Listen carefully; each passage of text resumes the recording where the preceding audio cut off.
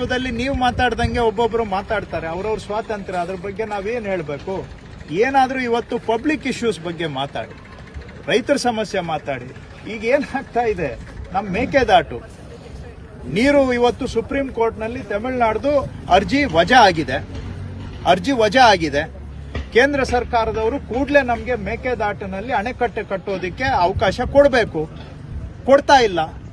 ಹಾಗಾದ್ರೆ ನಿಮ್ಮ ಉದ್ದೇಶ ಏನು? ಆ ಇಶ್ಯೂನ ಮುಚ್ಚಾಕಿ ಕೇಂದ್ರ ಸರ್ಕಾರವನ್ನ ರಕ್ಷಣೆ ಮಾಡೋದು ನಿಮ್ಮ ಉದ್ದೇಶನಾ? ಅದ್ರ ಬಗ್ಗೆ ಯಾಕೆ ಚರ್ಚೆ ಆಗ್ತಾ ಇಲ್ಲ ಇವತ್ತು? ಯಾಕೆ ಕೇಂದ್ರ ಸರ್ಕಾರದವರು ಮೇಕೆದಾಟು ವಿಷಯದಲ್ಲಿ ಕರ್ನಾಟಕಕ್ಕೆ ಅನ್ಯಾಯ ಮಾಡ್ತಾ ಇದ್ದಾರೆ? ಇದ್ರ ಬಗ್ಗೆ ಯಾಕೆ ಚರ್ಚೆ ಆಗ್ತಾ ಇಲ್ಲ? ಮಹದಾಯಿಗೆ ನಾವು ಅಲ್ಲಿ ನೀರನ್ನ ಎತ್ತುವಳಿ ಮಾಡೋದಕ್ಕೆ ಅರ್ಜಿ ಕೊಟ್ಟಿದ್ದು 2019ರಲ್ಲಿ ಅರ್ಜಿ ಕೊಟ್ಟಿದ್ದೇವೆ. 2019 ನ್ಯಾಯಾಲಯದಲ್ಲಿ ತೀರ್ಪು ಬಂದಿದೆ.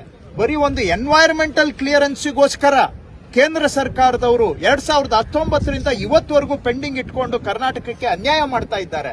ಇದ್ರ ಬಗ್ಗೆ ಯಾಕೆ ಚರ್ಚೆ ಮಾಡೋದಿಲ್ಲ ಮಾಧ್ಯಮದಲ್ಲಿ? ಇದು ರಾಜ್ಯದ ಅನ್ನದ ವಿಷಯ ಹೌದಾ ಇಲ್ವಾ? ಜನಗಳ ಜೀವನದ ವಿಷಯ ಹೌದಾ ಇಲ್ವಾ? ಇದು ಯಾಕೆ ಚರ್ಚೆ ಮಾಡೋದಿಲ್ಲ?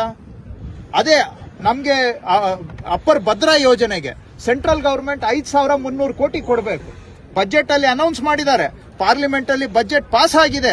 5,300 ಕೋಟಿಯಲ್ಲಿ 53 ಪೈಸಾ ಬಂದಿಲ್ಲ ರಾಜ್ಯಕ್ಕೆ. ಇದ್ರ ಬಗ್ಗೆ ಯಾಕೆ ಚರ್ಚೆ ಆಗೋದಿಲ್ಲ? ಈ ತರದ್ದು ನಮ್ಮ ರಾಜ್ಯದ ಹೊಟ್ಟೆಪಾಡಿನ ವಿಷಯಗಳನ್ನ ಚರ್ಚೆ ಮಾಡೋದು ಬಿಟ್ಟು ಕೇಂದ್ರ ಸರ್ಕಾರ ವ್ಯವಸ್ಥಿತವಾಗಿ ಕರ್ನಾಟಕವನ್ನ ತುಳಿತಾ ಇದೆ, ಅನ್ಯಾಯ ಮಾಡ್ತಾ ಇದೆ. ಇದನ್ನ ಎಲ್ಲೋ ಒಂದು ಕಡೆ ಬಚ್ಚಿಡೋದಕ್ಕೋಸ್ಕರ ಇಶ್ಯೂಗಳನ್ನ ಡೈವರ್ಟ್ ಮಾಡಿ, ಜನಗಳ ಅಟೆನ್ಷನ್ ಅನ್ನ ಡೈವರ್ಟ್ ಮಾಡಿ, ನಿಜವಾದಂತಹ ಹೊಟ್ಟೆಪಾಡಿನ ವಿಷಯಗಳನ್ನ ಅವಾಯ್ಡ್ ಮಾಡೋದಕ್ಕೋಸ್ಕರ ಈ ಚರ್ಚೆಗಳು ಆಗ್ತಾ ಇದೆಯಾ? ಇವತ್ತು ಮೆಕ್ಕೆಜೋಳ ಬೆಲೆ ಕುಸಿದಿದೆ. ಕೇಂದ್ರ ಸರ್ಕಾರದವರು MSP ಘೋಷಣೆ ಮಾಡಿದ್ದಾರೆ. ಯಾಕೆ MSP ಪ್ರಕಾರ ಪ್ರೊಕ್ಯೂರ್ಮೆಂಟ್ಗೆ ಪರ್ಮಿಷನ್ ಕೊಡ್ತಾ ಇಲ್ಲ? ಯಾಕೆ ಕೊಡ್ತಾ ಇಲ್ಲ? ಕರ್ನಾಟಕಕ್ಕೆ ಬರ್ತಾರೆ, 101 ಸುಳ್ಳು ಹೇಳ್ಬಿಟ್ಟು ಹೋಗ್ತಾರೆ. MSP ಘೋಷಣೆ ಮಾಡಿರೋದು ಯಾರು? ಮೆಕ್ಕೆಜೋಳಕ್ಕೆ ಸೆಂಟ್ರಲ್ ಗವರ್ಮೆಂಟ್ MSP ಘೋಷಣೆ ಮಾಡಿದ್ದಾರೆ. MSP ಘೋಷಣೆ ಮಾಡಿದ ಮೇಲೆ ಅನುಷ್ಠಾನ ಯಾರು ಮಾಡಬೇಕು? MSP ಅನ್ನ ಸೆಂಟ್ರಲ್ ಗವರ್ಮೆಂಟ್ ಮಾಡಬೇಕು. ಇವತ್ತು ಕರ್ನಾಟಕದವರು ನಾವು ಪ್ರೊಕ್ಯೂರ್ ಮಾಡ್ಲಿಕ್ಕೆ ಕೇಳಿದ್ರೆ ಪ್ರೊಕ್ಯೂರ್ಮೆಂಟ್ಗೆ ಪರ್ಮಿಷನ್ ಕೊಡ್ತಾ ಇಲ್ಲ. ಇದು ರೈತರಿಗೆ ಅನ್ಯಾಯ ಅಲ್ವಾ? ಸಂಸದರಿಗೂ ಬಿಜೆಪಿ ಸಂಸದರು ವೈಫಲ್ಯ ಕಾಣಿಸುತ್ತೆ. ಖಂಡಿತವಾಗಿ ಬಿಜೆಪಿ ಸಂಸದರಷ್ಟೇ ಅಲ್ಲ, ಇಡೀ ಭಾರತೀಯ ಜನತಾ ಪಕ್ಷ ಕೇಂದ್ರ ಸರ್ಕಾರದಲ್ಲಿ ಕರ್ನಾಟಕಕ್ಕೆ ಅನ್ಯಾಯ ಆಗ್ತಾ ಇದ್ರೆ ಬಾಯಿ ಕೈ ಎಲ್ಲ ಮುಚ್ಕೊಂಡು ಕೂತ್ಕೊಂಡು ಅನ್ಯಾಯ ಇವರಿಂದಾನೇ ಬಿಜೆಪಿಯಿಂದಾನೇ ಆಗ್ತಾ ಇದೆ. ನಾಳೆ ಆಗುತ್ತೋ ಬಿಡುತ್ತೋ ಕೆಲಸ, ಅಟ್ಲೀಸ್ಟ್ ಕರ್ನಾಟಕದ ಇಶ್ಯೂಗಳ ಪರವಾಗಿ ಧ್ವನಿ ಎತ್ತಬೇಕಲ್ಲ. ಇಲ್ಲಿ ಸುಮ್ಮನೆ ಹೋಗಿ ರೈತರ ಜೊತೆ ಅಲ್ಲಿ ಏನು ಬೀದಿಯಲ್ಲಿ ನಾಟಕ ಮಾಡ್ತಾರೆ.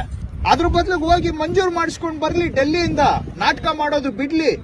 ಜೀವನ ಬರೀ ನಾಟಕ ಮಾಡ್ಕೊಂಡೆ ಕಾಲ ಕಳಿಯಕ್ಕಾಗಲ್ಲ. ಜನಗಳ ನಿಜವಾದ ಇಶ್ಯೂನು ಸಾಲ್ವ್ ಮಾಡ್ಲಿ. ಅದನ್ನ ಮಾಡೋದ್ ಬಿಟ್ಟು ಇಷ್ಟೆಲ್ಲ ಅನ್ಯಾಯ ಆಗ್ತಾ ಇದ್ರೆ ಈ ವಿಷಯಗಳ ಬಗ್ಗೆನೂ ಚರ್ಚೆ ಮಾಡಿ. ನಿಮ್ಗೆ ಬೇರೆ ವಿಷಯ ಆಸಕ್ತಿ ಇದೆ, ಅದನ್ನ ಚರ್ಚೆ ಮಾಡಿ, ಅದನ್ನ ಬೇಡ ಅಂತ ನಾನು ಹೇಳ್ತಾ ಇಲ್ಲ. ಆದ್ರೆ ಈ ವಿಷಯಗಳು ಯಾಕೆ ಚರ್ಚೆ ಆಗೋದಿಲ್ಲ? ಎಲ್ಲೋ ಒಂದು ಕಡೆ ಇದು ಸಾರ್ವಜನಿಕ ಹಿತದಲ್ಲಿ ಆಗ್ಬೇಕು ಅನ್ನೋದಷ್ಟೇ ನನ್ನ ಸಲಹೆ, ಮನವಿ.